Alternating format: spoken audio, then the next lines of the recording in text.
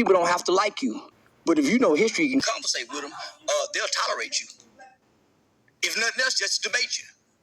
And they'll ultimately become fond of you. So talking and conversating, I want to meet people that black people think is against us, to come back and say if they're really against us. That's how I became a Republican in Texas.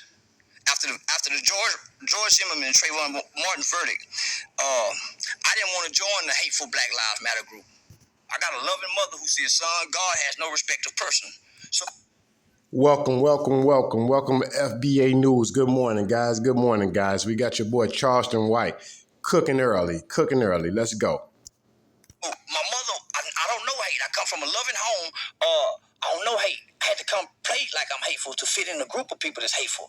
So I didn't want to join a Black Lives Matter group with anger. You never did? I never did. I hated it. And plus, I ain't following 3 lesbian bitches nowhere. Not no stud bitches. I might follow a bisexual woman, yeah, but I ain't following 3 studs. That makes sense. Yeah, I ain't following. Yeah, so I wanted to prove to black people, because here I am. I got a youth organization that has been highly recommended to all 254 counties throughout the state of Texas. This is white people that's doing this. I'm part of a national organization called Incarcerated Children's Advocacy Network. These are white people bringing me to Washington, D.C. to help me change laws and legislation. Wow. So I'm saying, man, let me see. So I dressed up one day and went to this Republican executive committee. And I was the only young black there, mouth full of gold teeth. And I kept trying to speak on the microphone, and I ran into Greg Abbott's, one of his. This guy is very controversial, but you can't deny the work he puts in. He's very controversial. I don't agree with everything he does. Love some of the stuff he does. Let's get to it. Age. He said, what do you want to say? I said, man, I remember this party used to embrace niggas. He was a young white boy, so we could talk this language. He a hip-hop white boy. Used to embrace niggas. I want to get him back to embracing niggas. But I noticed the police was starting to profile me and come over here try to see what's going on. He gave me his card. So the next morning, I called down to the Tarrant County GOP Republican Party and spoke to Jen Hall and Shelley Pritchard. I said, ma'am, I'm a conservative nigga who just so happens to vote Republican. I'm trying to see are they offended by what I'm saying rather than listen to what I'm saying. I'm delivering it very articulate with manners. I said, I went to a meeting last night and I was shunned as a black man, mouth full of gold teeth, and I can bring votes in from over here. So they invited me to come down and they adopt. Black family. One thing I want to say about this video is it's never wrong to talk to both sides. You don't have to party with both sides, but it's never wrong to sit down at the table and see, if you're a voter, what both sides have for you. They took in my youth organization. So I couldn't, here I am, I'm working in the black community, fighting against black people, but I got all these white people that they say racist Republican. They're sewing into me from the Terrence Star Republican Women's Club. I'm building a relationship with judges where when black people get in trouble, I say, Yana, he works for me over there. Oh, he does, Charleston? Show us some proof. So I'm building relationships, because why would I be a Democrat and there's hardly any Democratic judges? And all my people need judges with a mouthpiece. So I found out that white people aren't really racist. They prejudice. We all prejudice. We're all ethnocentric ideologies that think it's better than others. We just don't understand each other.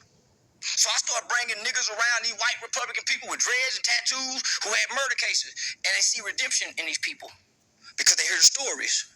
So now we're all partnering together to work with children. We're doing reading programs. So I let the divisiveness of America's culture and temperament at the time, George Floyd killing. So, yeah, man, I didn't want to be connected to hate, because I was starting to hate. But I wasn't hating white people. I was hating black people. I was watching black. Wow. Man said he began to start hating his own people.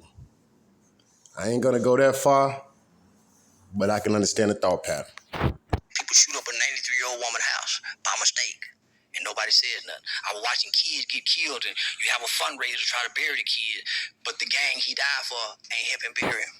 The black church that he's trying to be buried in is extorting the mother for more money. So, I ain't like that. Gangs send you to the grave. They don't help once you get there. Kids, if you're listening and watching this video and you call yourself gang banging or doing anything of that sort, You need to stop that now because that ain't going nowhere. So I was getting burnt out because I was a struggling father trying to help the community. I became the change I wanted to see. I'm a pre-law student at Texas Western University, just started a youth organization. Car broke down, I'm riding the bus to school. People ride by, see me, so I'm embarrassed by being on the bus stop. Can't take my kids nowhere, but I got a heart to help the community. So at some point, you become frustrated. The lack of support. I figured out a way how to self-sustain my organization. I didn't have to apply for no grants. I knew how to sell barbecue, shake down the drug dealers, stop the prostitutes, say y'all can't sell no. So I would shake down the community. I'm gonna call the police on y'all. Why I need to add white people, and I'm helping us. So black people became my greatest enemy, helping their children. But I'm the ones getting their kids out the juvenile system. I'm the ones setting up the getting people license back reinstated. I turned away from everybody. I was having a mental breakdown. Every day, all day. Man, you talking about for almost 7, 8 years.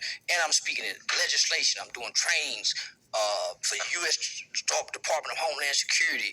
And I'm trying to maintain my GPA. Yeah, I had a mental breakdown. And this what caused the breakdown.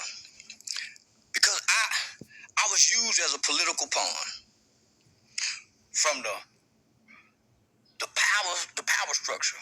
They needed a voice like mine that was dynamic, that challenged the black preachers. And I challenged them and I shamed them.